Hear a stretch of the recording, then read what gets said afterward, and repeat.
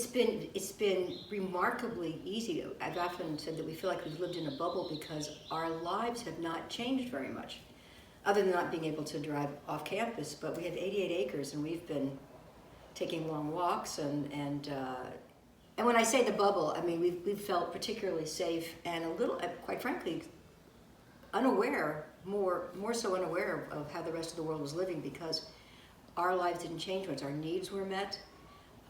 We were able to get groceries one way or the other. The staff stepped up and volunteered to go pick up our groceries, which was amazing. And then Miralee went even farther, or the whole campus, I guess, went farther, and we ordered from vendors.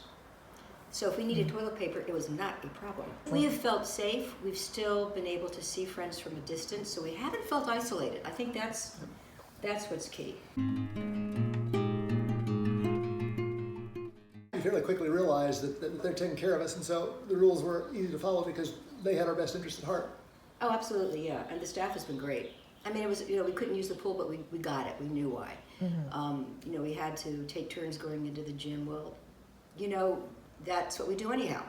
So and there's plenty, besides the books we have in here, if you like to read, I mean, there was plenty to do. That's what was key. And the staff really worked hard at making sure that there was something for people to do, even if we couldn't socialize. But then they figured out Zoom, and so people did socialize that way. And the place is so big that, if you're passing somebody in the building, you could still sit 14 feet away and have a conversation. Outside, we would walk with friends, but we would keep our social distance, but at least we felt like we could see somebody. We couldn't see our family. I think that was probably the hardest thing for everybody, was not being able to see the family. The campus is 88 acres, yeah. So that we rode our bikes, went for walks. Oh. We took our golf clubs out in the quad and hit some golf balls. Talk about staff taking care of you. Lou we got Lou a bicycle before this all happened, so he had a nice bike. And I was going to get one at some point, because he's the rider. Well, I didn't have a bike. Dan, one of the maintenance men here, collects old bikes and fixes them at home. He heard me say this.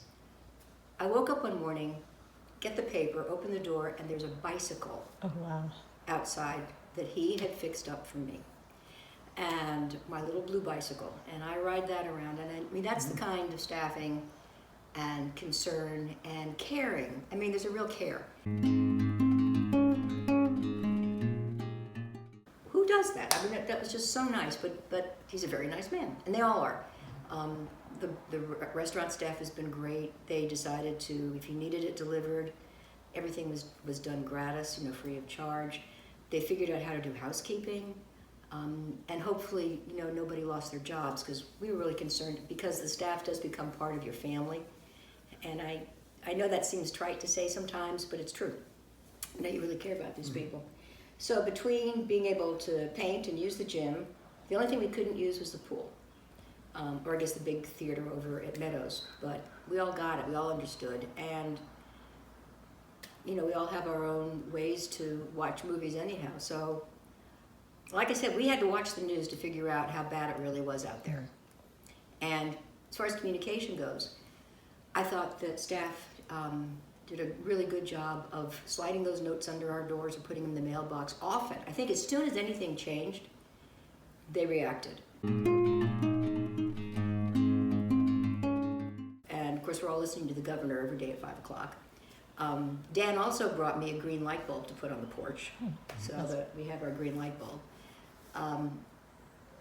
And so we'd have to remind ourselves, sort of pinch ourselves, that how fortunate we were to be here during all this. And our families felt real safe. They felt that there was no worry on either side, just missing each other, Sure.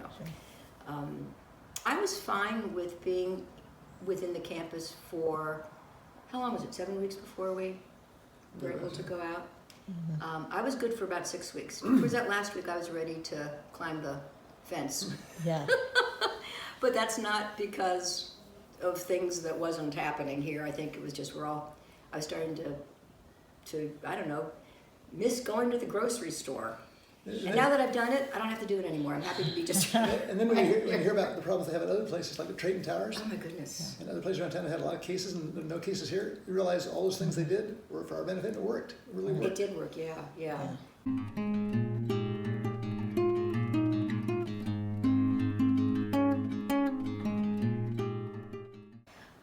lot of worry, and worry for the simple things like groceries.